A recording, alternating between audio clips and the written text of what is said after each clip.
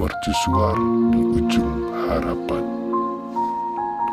Di sebuah pulau terpencil yang dikelilingi oleh tebing-tebing curam dan ombak yang menderu, berdirilah sebuah mercusuar tua yang disebut Sang Penjaga Sunyi.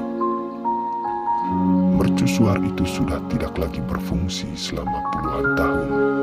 Lampunya pecah dan dinding putihnya kini tertutup lumut serta karat.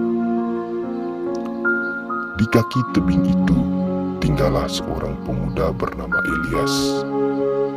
Elias adalah orang yang merasa macet dalam hidupnya. Ia merasa tidak memiliki bakat, tidak memiliki tujuan, dan dunia di luar sana terasa terlalu bising serta menakutkan baginya. Ia lebih memilih menghabiskan waktunya mengumpulkan kerang di pantai daripada mencoba sesuatu yang baru. Suatu sore, saat badai besar mulai mendekat dan langit berubah warna menjadi ungu gelap, Elias menemukan sebuah kotak kayu tua yang terdampar di pasir. Di dalamnya terdapat sebuah buku harian milik penjaga mercusuar terakhir, kakek buyutnya sendiri. Elias membaca satu kalimat yang tertulis dengan tinta yang hampir pudar.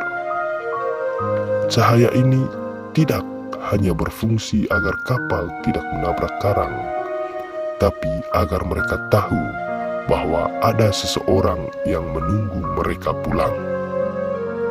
Kalimat itu menyentak sesuatu di dalam dada Elias.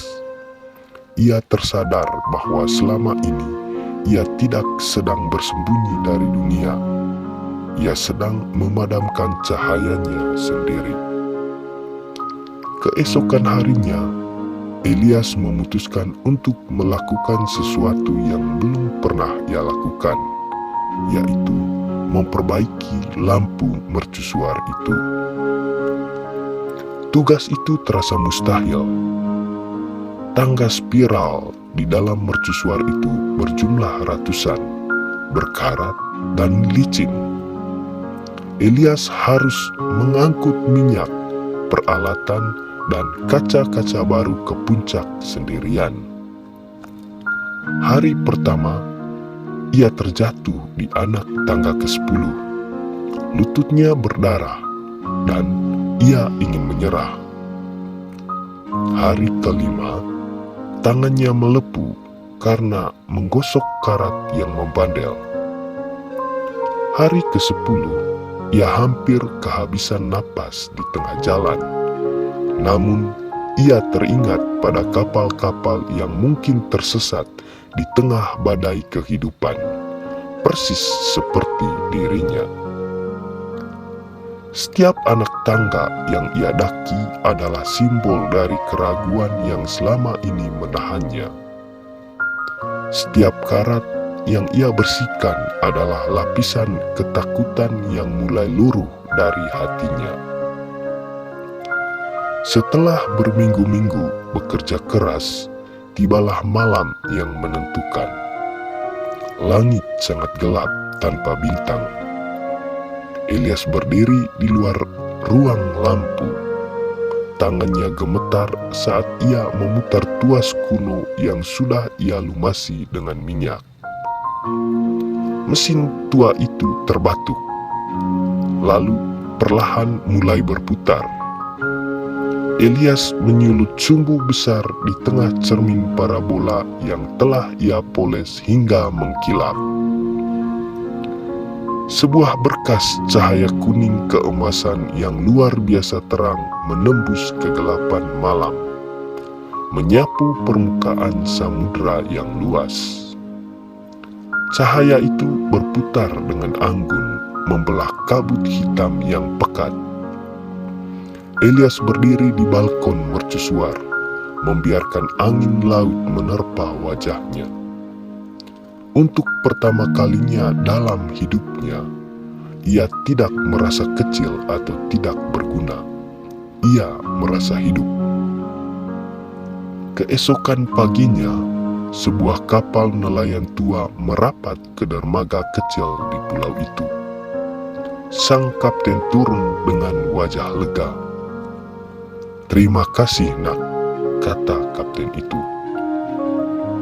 "Kami kehilangan kompas semalam di tengah kabut. Cahaya mercusuar ini adalah satu-satunya alasan kami bisa melihat arah pulang."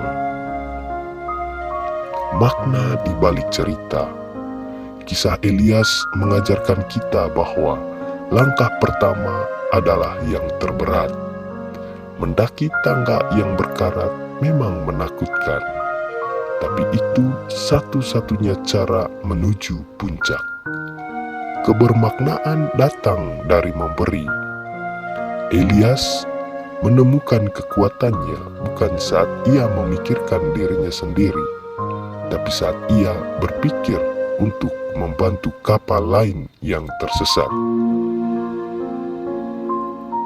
Potensi yang terpendam tetaplah potensi.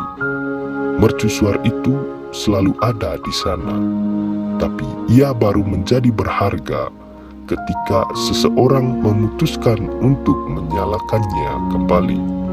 Sama seperti Elias, mungkin ada mercusuar di dalam dirimu yang sedang menunggu untuk dinyalakan kembali.